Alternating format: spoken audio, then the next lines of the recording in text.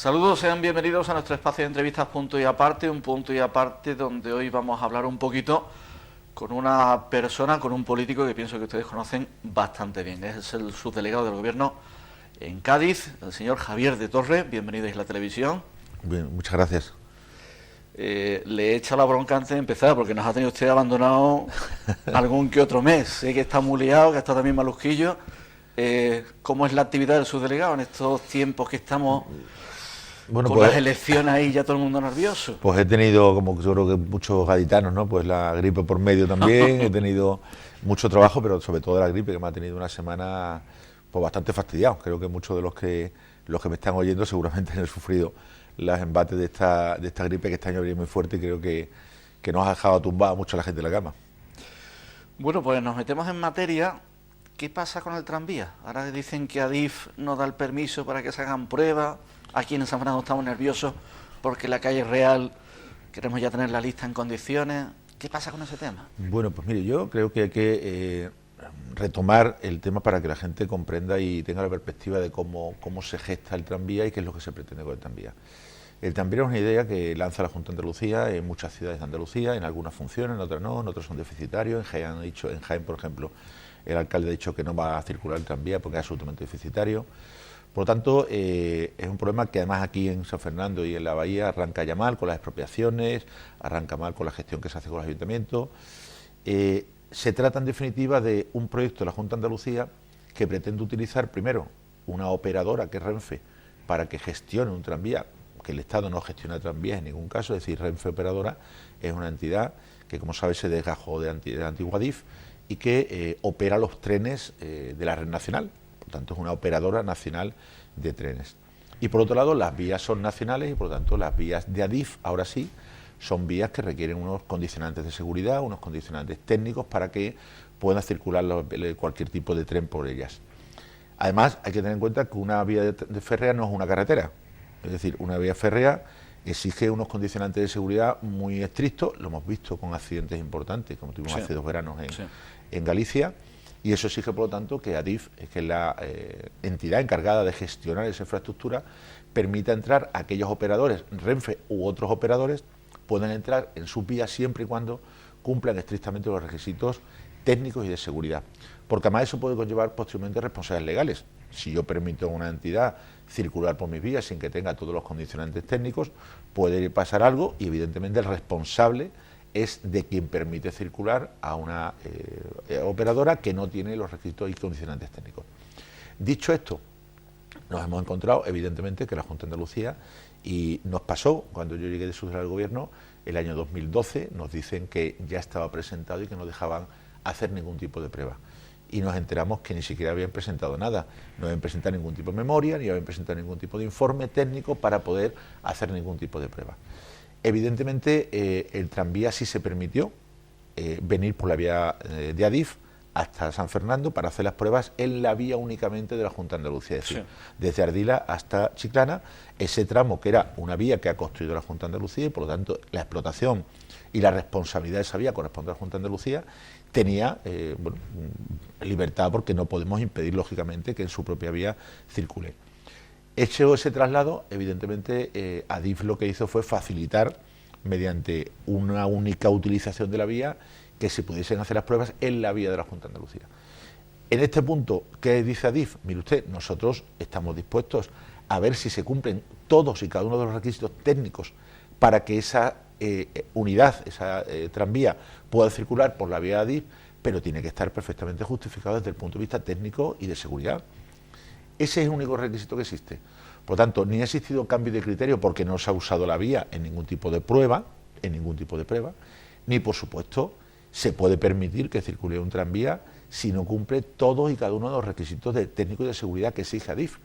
Por lo tanto, intentar pasar este problema a ser un problema político, creo que se equivoca el delegado de la Junta de Andalucía cuando pretende hacerlo, porque él tiene perfectamente conocimiento de que lo importante es que si va a circular un tranvía por una vía convencional, tiene que reunir todos y cada uno de los requisitos que exige Adif para circular a cualquier operador, Renfe Operadora o llámese Junta de Andalucía, porque estamos hablando de seguridad y estamos hablando de una materia muy sensible y que no podemos meter cualquier tren por cualquier vía.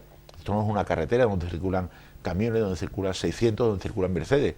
Aquí, quien entre por la vía tiene que tener unos condicionantes muy claros y ser muy respetuosos con esas normas. ¿Y este tranvía cumple esos condicionantes o no lo sabemos? ¿O no se han presentado? ¿O no se ha homologado? A día de hoy sabemos que no cumple esos requisitos, porque no han aportado la documentación necesaria para que se compruebe que cumplen esos requisitos. Por lo tanto, Adif a día de hoy dice, mire usted, yo no tengo acreditado que usted cumpla los requisitos mínimos para empezar ni siquiera a hacer las pruebas.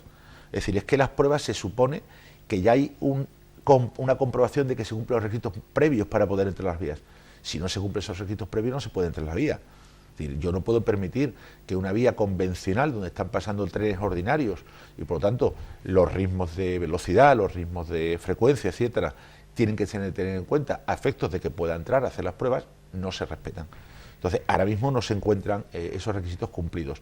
Cuando se cumplan esos requisitos, bueno, evidentemente habrá que ver además las condiciones de utilización del tranvía de una vía convencional de Adif, porque yo creo que la Junta de Andalucía, además de esto, es especialista en generar problemas a otros. Yo pongo un ejemplo muy claro. El puente de la Bahía de Cádiz, en la modificación que hace la consejera la ministra Madalena Álvarez con la consejera Concepción Gutiérrez, establece una modificación del proyecto que pasa de costar 200 y pico millones de euros a 360 millones de euros, porque iba a circular también un tren por el puente de Cádiz. Bueno, eso está ahí. O sea, el puente se modifica, le generan un problema al Estado de modificación de un proyecto que supone un 33% más de coste del puente de Cádiz, y a día de hoy no hay ni un solo raíl colocado. Y se suponía que esa vía férrea la iba a hacer, la iba a financiar y, por supuesto, en los plazos acompasados con la ejecución del puente, la Junta de Andalucía. Por lo tanto, son especialistas en generar problemas a otra administración. O sea, pretenden decirnos lo que tenemos que hacer, pero sin embargo no hacen su parte. Claro, en estas circunstancias es muy difícil ni que Adif autorice ni que deje de autorizar. Si yo no cumplo los requisitos técnicos, no puedo autorizar por los motivos que he dicho. Por lo tanto, creo que la Junta de Andalucía, una vez más, pretende, como siempre, poner deberes a otras administraciones, nos ponen los deberes a otras administraciones sin cumplir tu parte. Por lo tanto, actúa desde ese punto de vista siempre con una deslealtad, creo que importante, y sobre todo con un afán, y hay que decirlo, de confrontación permanente. Es decir, mire usted, de usted los pasos técnicos necesarios, hágalo en los despachos como tiene que hacer, hágalo usted con un trabajo importante desde el punto de vista de los técnicos de ambas administraciones, y ya llegaremos al resultado. Pero no diga usted que hay motivos políticos y que hay cambio de criterio, porque eso es una falsedad. Por tanto, yo no puedo decir que ha habido cambio de criterio porque no hay ningún tipo de cambio de criterio. Los criterios de ahí son los mismos desde el principio y después no ha habido, por supuesto, ningún tipo de motivación política. Sencillamente, si usted no cumple un requerimiento técnico, usted no puede circular por una vía porque pueden existir accidentes, pueden existir cualquier tipo de incidencia y eso, el responsable es quien va a autorizar a circular por esa vía. Sabiendo esto, yo creo que el delegado de la Junta de Andalucía tendría que preguntar al antiguo delegado de Izquierda Unida estas cosas, porque creo que la información que tiene es bastante vaga. Me da la impresión de que era un tema fácil con Manolo Cárdenas entenderse en este tipo de cosas.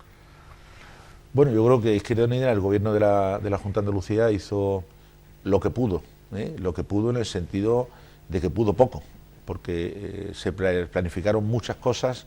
Todavía tenemos todos los carriles bici en las ciudades que iban a hacerse. Por cierto, una situación complicada desde el punto de vista social, de emergencia social, y un partido que predicaba, luego difícil hacerlo, predicaba esa visión social de la gestión de fondos públicos, tal, pues al final lo que nos vino a ofrecer eran carriles bici. Es un poco, por lo menos, chocante. Y como digo, hizo lo que pudo y hizo muy poco. En todo caso, creo que este bipartito que ha gobernado Andalucía este último tiempo, pues yo creo que los resultados están ahí. Ha habido una absoluta parálisis de todo tipo de proyectos. Tenemos en Fomento paralizadas todas las carreteras de nuestra provincia, que no se han arrancado ninguna, con continuos arranques y promesas de arranque nuevamente. Estoy pensando en la carretera que une el puerto de Santa María con Rota, sí. Estoy pensando en la Barca de Jerez, y por lo tanto todo paralizado, pero también en las propias competencias que conserva la Junta de Andalucía. Vámonos a hospitales, ciudades de la justicia. Yo siempre, y me duele decirlo, ¿no?, porque el 31 de enero del año 2012, el INEM, el Servicio Público de Empleo, tuvo que hacer un cambio de ubicación, pasó de la granja de San Ildefonso en Cádiz y se fue al Estadio Carranza. Y se fue porque el consejero entonces, Menacho, decía que se iniciaba ya la construcción de la Ciudad de la Justicia en la Granja San Ildefonso. De hecho, presentó los planos, presentó las cantidades, dijo haberse gastado, lo cual es más grave todavía, 6 millones de euros, 5.800.000 para ser exacto, en la elaboración de los anteproyectos, proyectos para esa magnífica Ciudad de la Justicia, que iba a tener una inversión cerca de 20 millones de euros. Dijo haberse gastado ese dinero y que empezaba con carácter inmediato. Evidentemente fue un anuncio electoralista de los que nos tenía acostumbrada la Junta de Andalucía y, por supuesto, ni Ciudad de la Justicia ni nada. Y le digo que me duele porque ese cambio que nosotros hicimos de Granja San Ildefonso al Estadio Carranza supuso un pequeño, no mucho, un pequeño incremento en el pago de alquiler, porque estamos alquilando en Granja San Ildefonso y tuvimos que desalojar ese edificio, irnos al edificio del Estadio Carranza, y eso supuso un pequeño incremento en alquiler al Estado. Y, por supuesto, desde la lealtad le dejamos el solar, le dejamos el edificio a la Junta de Andalucía. Nuevamente, como digo, eso sí era competencia de la Junta de Andalucía, Partido Socialista, y nos encontramos con que a día de hoy, y ayer tuve la suerte de pasar por delante de Granja San Ildefonso, se encuentra un edificio abandonado donde se han quitado las ventanas. Bueno, la verdad que es una verdadera lástima que nos sometan a este castigo permanente de la Junta de Andalucía en la propia gestión que menciono. O sea, si la Izquierda Unida en el gobierno de la Junta de Andalucía ha sido nefasto en lo que hemos hablado, pues la Junta de Andalucía en lo que es Partido Socialista hemos visto lo que ha pasado con la Ciudad de la Justicia de Cádiz, pero bueno, podemos llegar a muchos otros incumplimientos, ¿no? El hospital, el Chale de vejez, el hospital de la línea, los centros de salud, que hemos hecho 5 centros de salud, de los cuales tenemos acabado 2, y a día de hoy todavía no sabemos si hay dotación o no para llenarlos de tanto material como personal. Por lo tanto, yo creo que la parálisis de estos años ha sido tremenda y nefasta para Cádiz. Yo creo que, desde luego, esta provincia, estos 3 años se pueden dar absolutamente por perdidos desde el punto de vista de cualquier tipo de inversión o acción del Gobierno de la Junta de Andalucía. Le sigo preguntando de la Junta de Andalucía, pero de otra forma. ¿Cómo valora la imputación de Manuel Chávez, Griñán, Zarrías, etcétera? Pues mire, yo creo que los andaluces sabemos perfectamente de qué va todo esto.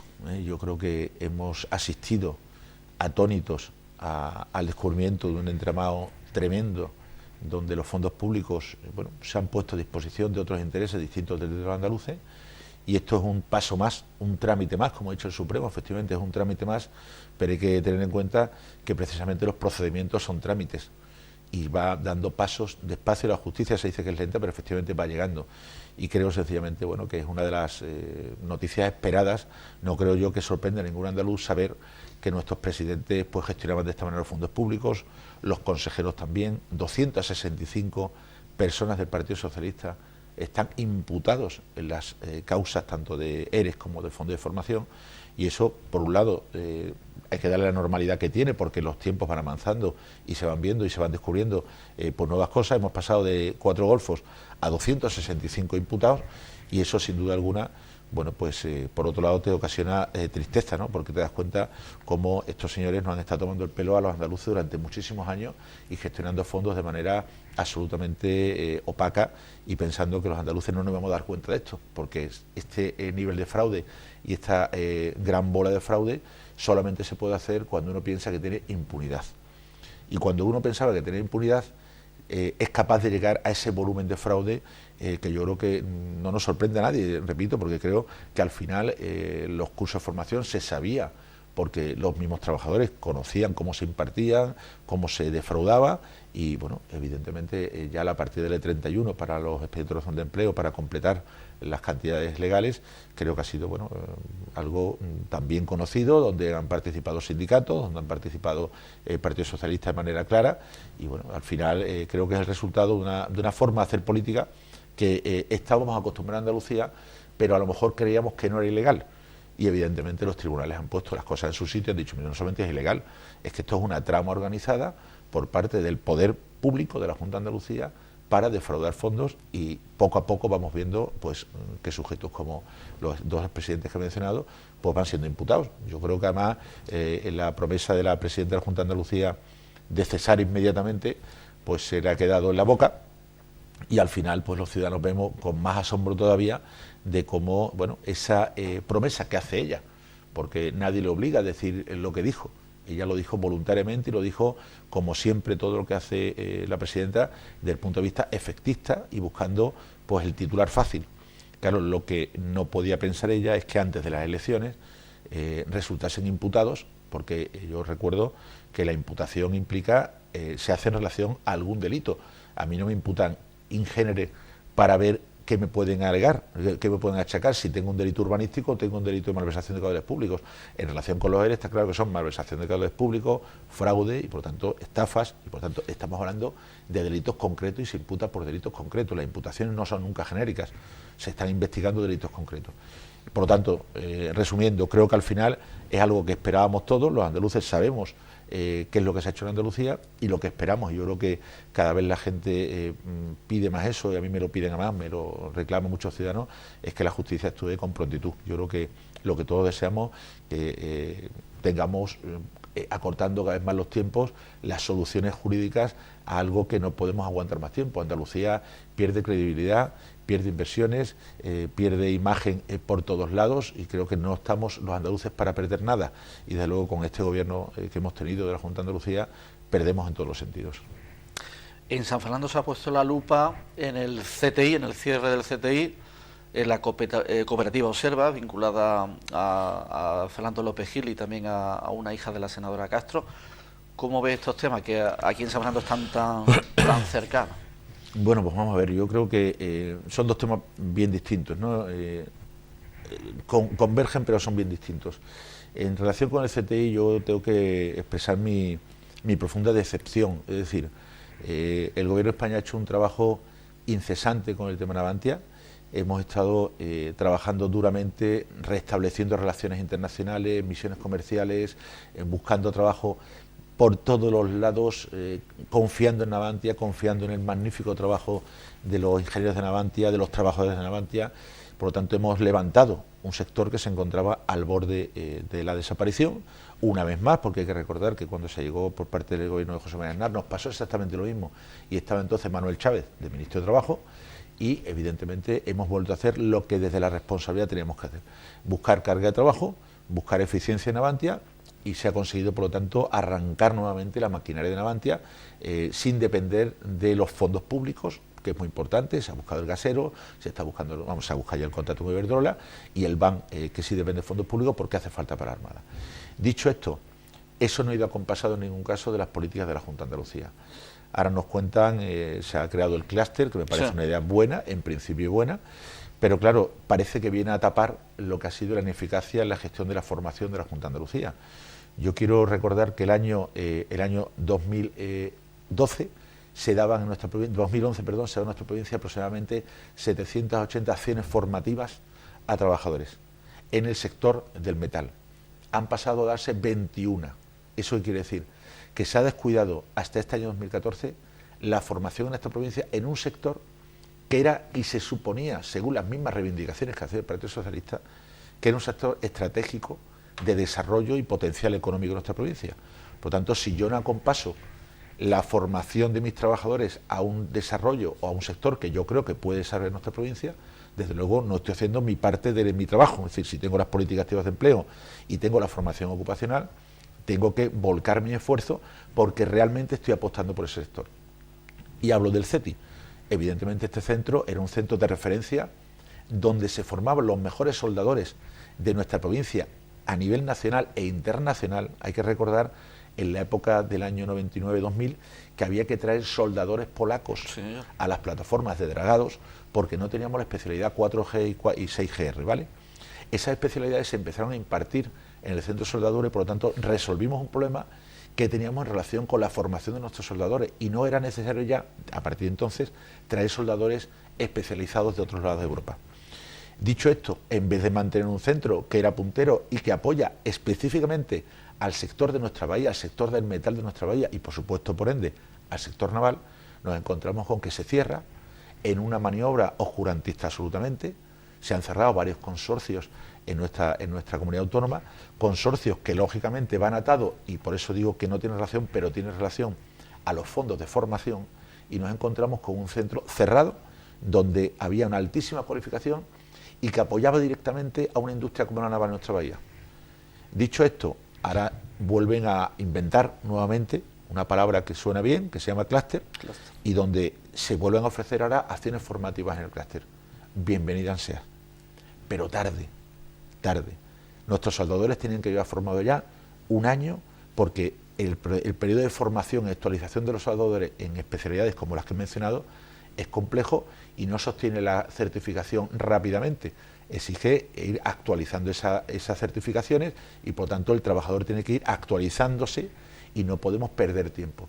Si estamos ya cortando chapa y estamos por lo tanto ya generando puestos de trabajo y se van a generar más de 500 puestos de trabajo en este primer año nada más directamente, significa que ya vamos tarde. Por lo tanto, una vez más, la Junta de Andalucía pretende vendernos actuaciones rápidas, actuaciones acompasadas con el sector naval, que ya vamos tarde porque cerramos lo que sí de verdad iba acompasando el sector naval, que era el CTI. En relación con Observa, bueno, pues yo creo que no sé ahora mismo la implicación que se puede tener en relación con esta empresa concretamente en cuanto a curso de formación, pero creo que desde que Manuel Velasco, el antiguo secretario de organización del Partido Socialista de Andalucía, tuvo que dimitir porque una empresa de su mujer se llevaba millones de euros para formación, creo que la lupa y la sospecha va a caer sobre muchas otras empresas donde hay Partido Socialista o personas del Partido Socialista vinculadas a. ¿Puede que no tenga nada? Puede, pero desde luego, sorpresivamente, no nos va a pillar que tengamos miembros del Partido Socialista los aledaños de empresas de formación, porque sabemos que era una de las fórmulas, y lo vimos con el propio secretario de organización del Partido Socialista, Velasco, que tuvo que dimitir por un caso de su propia mujer. Por lo tanto, yo desconozco en profundidad si realmente esta empresa, pero bueno, blanco y en botella, es decir, una empresa vinculada al partido de líderes del Partido Socialista, dedicada a la formación, y tenemos muchos cursos de formación que están siendo objeto de investigación con operaciones como la Púnica, operaciones que desde luego ponen de manifiesto la vinculación del Partido Socialista con esta mal gestión de los fondos de formación en nuestra comunidad autónoma en general. Existe un tema complicado que bueno, que seguirá seguro dando de hablar en plena pre-campaña que nos encontramos. Hace unos días nos sorprendió también una nota hablando de las empresas que trabajan en el litoral, empresas que hacen cursos de sur, carrobelismo, etcétera, etcétera, etcétera. Y como parece que desde la Junta de Andalucía, desde Medio Ambiente, se le estaba alertando, no sé si estamos en un caso de asusta vieja, pero se le estaba alertando de que tenían que pagar como una especie de peaje, un tema burocrático muy complicado. Hay muchas empresas en el litoral que están trabajando este tipo de cosas, en fin, con rutas, con distintas iniciativas, y que su ámbito de trabajo es la playa, el parque natural, etcétera. ¿Es cierto que tienen que pagar un peaje o tienen que cotizar de otra manera ahora, o cómo está ese tema? Bueno, vamos a ver, en relación con la gestión de los recursos del litoral en general, hay que tener una cosa muy clara. En el año 2011, en enero de 2011, se hace un decreto por parte del gobierno de Zapatero donde se transfieren las competencias en cuanto al otorgamiento, concesión, revocación o extinción de los títulos concesionales para la explotación del dominio público marítimo terrestre. Eso implica chiringuitos, actividades de todo tipo, sí, en lo que es el dominio público, y por lo tanto es una competencia que pasa a la comunidad autónoma. ¿Eso cómo se ha gestionado en toda España desde el año 88, Ley de Costas? Sencillamente, cuando alguien quiere utilizar un dominio público, se somete a unos requisitos y a continuación concursa, se hace una concesión administrativa en la cual se le permite la utilización del dominio público marítimo terrestre a esa entidad, sea una entidad deportiva, sea un chiringuito o sea una entidad sin ánimo de lucro. Cuando se trata de entidades sin ánimo de lucro, como no van a lucrarse el dominio, no tienen que pagar absolutamente nada. Ahora, cualquier otro particular o empresa que quiera utilizar el dominio debe de pagar el canon correspondiente. Esto, con la normativa del año 2011, implica que la Junta de Andalucía otorga la concesión y el Estado recauda el canon, ¿vale? El canon, por cierto, que desde el año del año 2006 hasta el año 2008, cuando era delegado territorial, delegado de costas, jefe de costas, demarcación de costas, Federico Fernández, se deja de cobrar misteriosamente por una instrucción de este delegado. Por tanto, se deja de cobrar un recurso que el Estado tiene la obligación, no el deber solamente, la obligación de recaudar porque está fijada en normativa. Cuando nosotros llegamos a la responsabilidad de gobierno en el año 2011 nos damos cuenta que no se ha cobrado el canon. Por lo tanto, empezamos a cumplir la normativa, empezamos a recaudar el canon. Y vemos que hay todavía parte de ese canon que no ha prescrito, por lo tanto se puede reclamar. Entonces se pide a las entidades correspondientes el pago de ese canon y evidentemente se actualiza y se empieza a recaudar ese canon porque es lo que dice la normativa y se recauda en todas las provincias costeras de España, sin excepción alguna. Evidentemente esos títulos ahora los debe dar la Junta de Andalucía. Cuando extinga los títulos porque no tenga derecho el concesionario al título o sencillamente deniegue y se esté haciendo el uso, entonces se comunica a la demarcación de costas para que entonces ahora sí Costas pueda proceder a la retirada o a estar a la retirada de ese uso que no está autorizado por parte de la Junta de Andalucía, que es quien debe autorizarlo. Así están las cosas. Claro, cuando la Junta de Andalucía nos dice, no, es que el Estado no está cumpliendo, no, es que si usted me dice a mí quién de todos estos chiringuitos no está cumpliendo, yo tengo la obligación de pedirle que se retire. Pero si usted no hace su trabajo y me dice cuáles son los que están incumpliendo el título de concesión que usted debe otorgar, yo no puedo tomar una decisión arbitrariamente, tendré que esperar a que usted me diga concretamente qué chiringuito cumple y qué chiringuito no cumple, qué chiringuito se encuentra en la línea correcta y cuál chiringuito se encuentra en el uso del dominio que no puede hacer. Por lo tanto, ahí estamos ahora mismo. Pero claro, una vez más, volvemos a lo que he dicho anteriormente, la comunidad autónoma busca otros culpables para no hacer lo que tiene que hacer. Y me explico. Ha habido determinadas situaciones en que la Junta de Andalucía ha informado favorablemente situaciones que son ilegales y nos ha comunicado que si tenemos alguna objeción, claro, nosotros hemos dicho, sí, mire usted, se encuentra en la línea de marea y un chiringuito no puede estar en esta línea concretamente porque el dominio no permite dar concesiones en este sitio. Y la Junta de Andalucía le ha otorgado la concesión. Nosotros, desde la legalidad, tenemos que impugnar esa resolución de la Junta de Andalucía porque no nos queda otro remedio. Parece es como si te pusiesen una piedrecita a ver si chocas contra ella. Pero creo que al final Federico Fernández, que es el delegado que fue jefe de Costas, conoce perfectamente la normativa y no puede argumentar que es Costas la que no cumple. Haga usted su trabajo y nosotros desde luego lo haremos a continuación. ¿De Navantia me va a dar buenas noticias ya? Bueno, yo creo que las noticias... Aparte de las que tenemos. Hombre, se hablaba de más carga de trabajo, de que podía entrar algo más. Estamos negociando, me imagino. Lo dijo la ministra Fátima Benítez en su visita Correcto. a los astilleros, que el ministro de Hacienda va a dar buenas noticias próximamente y yo le puedo contar hasta ahí. Bien. Lo que sí le repito, y yo creo que es algo que ya los gaditanos tenemos y los isleños también bastante interiorizado, ¿no? Creo que al final Navantia se ha salvado. Yo creo que Navantia tiene carga de trabajo, tiene perspectiva de futuro y tenemos lo más importante, la tranquilidad de que se ha salvado nuevamente a un sector que estaba en riesgo y era un evidente riesgo y que este gobierno en ningún momento, y lo tengo que decir así porque yo lo repetí siempre, en ningún momento pensó hacer ni un expediente de empleo temporal ni definitivo. Apostó por Navantia y los resultados están ahí. Y creo que el trabajo que se ha hecho por parte del presidente del Partido Popular, don Antonio Sanz, por parte de doña Teófila Martínez y del propio alcalde y presidente de Diputación, ha sido incesante en defender los intereses de Navantia y dejar claro que al final esta empresa era viable y que teníamos que seguir apostando por ella. El presidente de la SEPI, el presidente de Navantia, el ministro Montoro han apostado y las pruebas están ahí. ¿Que llegará más trabajo? Por supuesto que va a llegar más trabajo. Estoy absolutamente convencido porque seguimos en las misiones comerciales, seguimos ofreciendo productos Navantia en Australia, en muchos países, en Qatar, etcétera, en muchos países, y poco a poco esas relaciones internacionales que se dejaron en su momento y se focalizaron solamente en Venezuela y 2 países más, esas misiones comerciales, pues tienen que ir dando sus frutos. De hecho, bueno, hay muchos contratos pendientes y, lógicamente, el tiempo irá poco a poco plasmando firmas y realidades, que es lo que en definitiva queremos.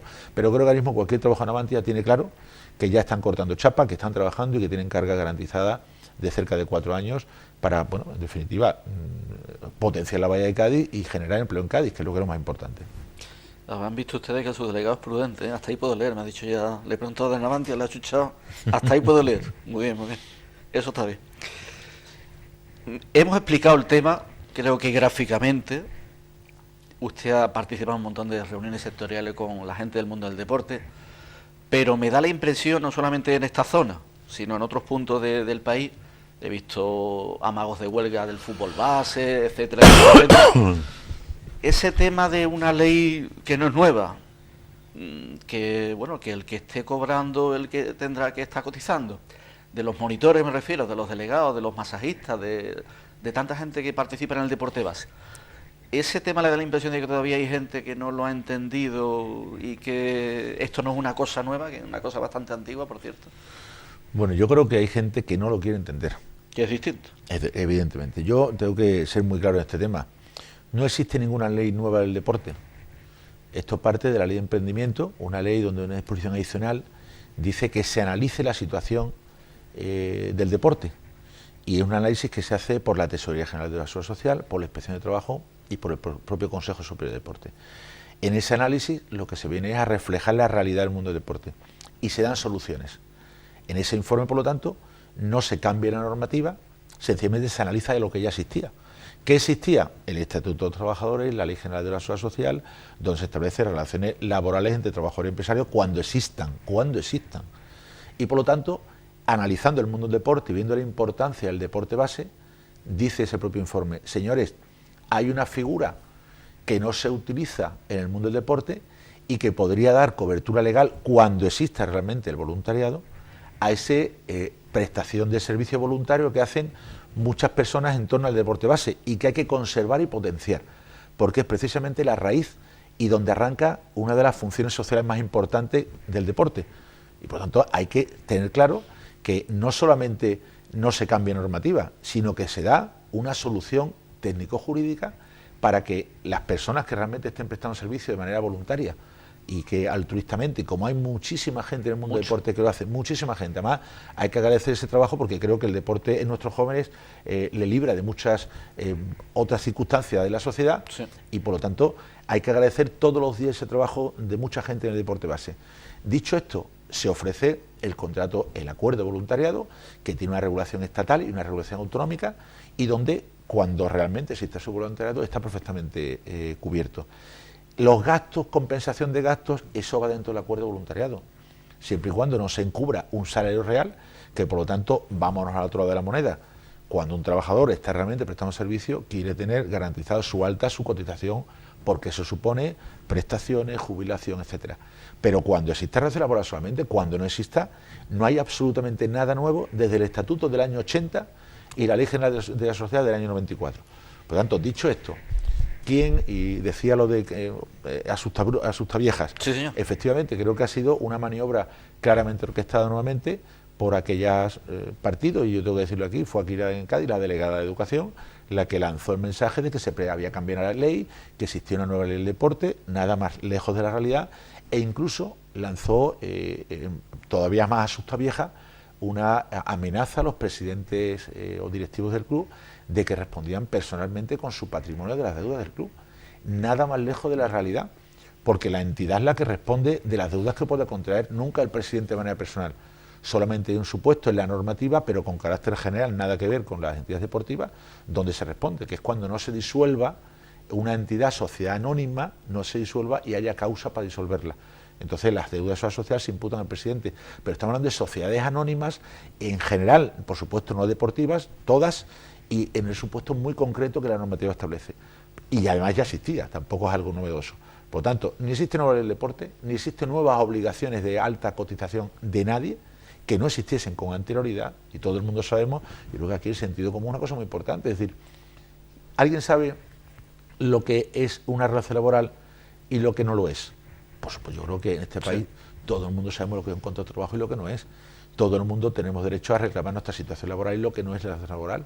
Y yo creo que en eso ninguna entidad deportiva puede sentir intranquilidad, porque si realmente, y suele ser así, en el 90% de los casos, suelen recibir prestaciones de servicio con carácter altruista de padres, deportistas, personas que socialmente se vinculan muchísimos municipios de nuestra provincia y de España a este tipo de servicio a la sociedad, porque en definitiva es un servicio a la sociedad. Creo que hay que darle la mayor tranquilidad y no generar esta incertidumbre que sin duda alguna es políticamente interesada, es una desinformación interesada, sin otro ánimo más que nuevamente generar pues este tipo de miedo en mucha gente, que además creo que hacen un flaco favor, porque puede ahuyentar a gente que sería muy válida y podía seguir prestando ese servicio.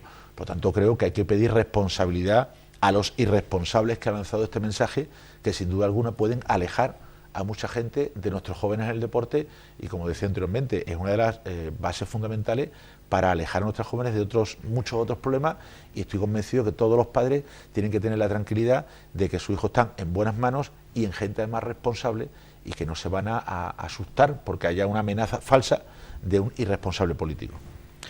Sentido común. Efectivamente. Que no es el más común de los sentidos muchas veces, desgraciadamente, pero cierto es. Yo sé que usted quiere que Juanma Moreno sea el nuevo presidente de la Junta de Andalucía. Lo sé. ¿Por qué? Bueno, yo no quiero ni dejo de creer. Yo creo que los andaluces quieren que Juan Moreno al final sea presidente de la Junta de Andalucía. Y ya lo demostraron. Es decir, los andaluces, cuando votaron hace 4 años, hace 3 años, al presidente del Partido Popular de Andalucía, Javier Arenas, demostraron que querían ese cambio en Andalucía. Lo que pasa, bueno, que esta alianza de 2 partidos que perdieron las elecciones, pues privó a Javier Arenas de la presidencia de la Junta de Andalucía. Y yo creo que los andaluces vuelven otra vez a ver en Juanma Moreno la posibilidad de que cambien las cosas. Yo he mencionado anteriormente que no nos sorprendían los casos de los ERE ni estas imputaciones, porque los andaluces sabemos lo que ha hecho la Junta de Andalucía, sabemos cómo gestiona el Partido Socialista de la Junta de Andalucía, y por lo tanto estamos necesitados, no solamente desde el punto de vista de auxilio, sino necesitados también por dignidad de que vengan gente con ideas nuevas, con otra forma de gestionar las cosas, con proyectos nuevos. Una persona que ha demostrado ya, porque ha sido secretario de Estado en el Gobierno de Madrid, y demostró una magnífica gestión, y creo que hay que dar pues esa oportunidad a que nuevos dirigentes pues puedan realmente cambiar Andalucía. Yo creo que después de 32 años en Andalucía, con los índices que yo creo que todos tenemos en la cabeza, de abandono escolar, terribles, viendo la situación que sufrimos en muchas zonas sanitariamente hablando, creo que hay que dar un nuevo impulso y hay que dar una oportunidad a alguien que realmente sí puede cambiar las cosas. Yo estoy convencido, y además conozco a Juanma Moreno, que es una persona que tiene capacidad, que tiene decisión y desde luego tiene conocimientos de gestión suficientes para sacar a Andalucía donde nos la han metido. Creo que al final Andalucía, que es el territorio más rico que tenemos en España, podía ser la primera comunidad autónoma con el potencial de población, con el potencial que tenemos de todo, y sin embargo estamos en los últimos índices de todo. Y nos siguen diciendo que es por las diferencias que han existido históricas. Mire usted, la historia después de 32 años ya no se llama historia, se llama historia contemporánea. Por lo tanto, la historia contemporánea nuestra de hace 32 años ha sido la ineficacia de la gestión. Y lo vemos todos los días. Yo, por desgracia, que veo todos los días cómo nada más que hacen intentar achacar al Gobierno de España cosas para tapar su ineficacia de la gestión. O sea, cuando uno ve cómo van a puertos del Estado a contar cómo se gestionan los puertos del Estado, que lo gestiona el Ministerio de Fomento, Puerto de Cádiz y Puerto de Algeciras, y ves desfilar muchos responsables de la Junta de Andalucía por puertos que son estatales, con políticas estatales y por lo tanto dirigidas desde el Ministerio de Fomento y Presidencia de Puerto del Estado, te das cuenta que no tienen nada que contar, no han gestionado nada y tienen que irse a algo que gestiona el Estado para contar algo bueno y algo de gestión positiva. Por lo tanto, creo que si Juanma Moreno al final es presidente de la Junta de Andalucía, nos demostrará a todos los andaluces que somos realmente dignos de ocupar las primeras posiciones en España en muchos rankings, no los últimos. 10 puntos por atrás de la cifra de desempleo en nuestra comunidad autónoma respecto a España. Yo creo que eso ha pasado siempre. Es decir, cuando el gobierno del Partido Popular del año 2000, del año 96 a 2004, generaba empleo y teníamos niveles de desempleo en España bajísimos, aquí teníamos 7 puntos más que en la de España. Había comunidades autónomas en desempleo cero y te encontrabas que Andalucía seguía 7-8 puntos por encima de la media nacional, con lo cual creo que no debemos conformarnos con estos datos, tenemos que cambiar las cosas. Yo creo, permítame al hilo, sí, el tema de la educación.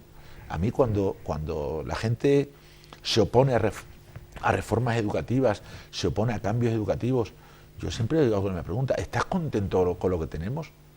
¿Tú crees que se puede mejorar esto?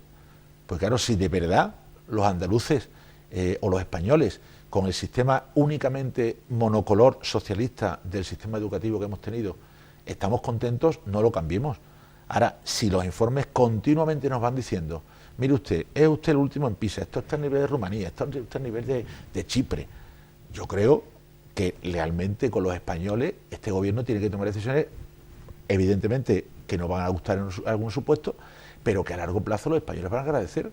Después de todo el sistema democrático con unas normativas socialistas en materia de educación, hay que dar el paso y hay que cambiar las cosas.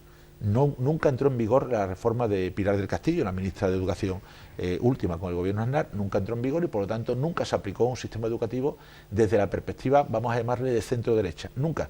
Siempre hemos tenido un sistema educativo de izquierdas y los resultados están ahí.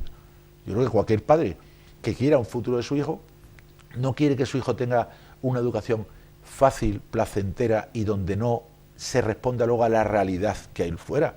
Yo como padre quiero que mi hija tenga conocimientos sólidos, bien implantados en su educación primaria, para luego pueda competir en el mundo, que es muy complicado y todos los que estamos fuera lo sabemos perfectamente.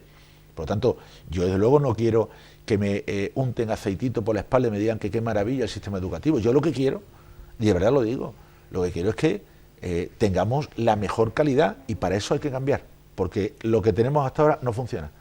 Yo, permítame, cuando escucho a nuestros rectores saltar en armas, ser muy exaltados con la reforma universitaria y tal, bueno, mire usted, así funcionan los otros países europeos y así debemos de intentar competir contra todos los países europeos.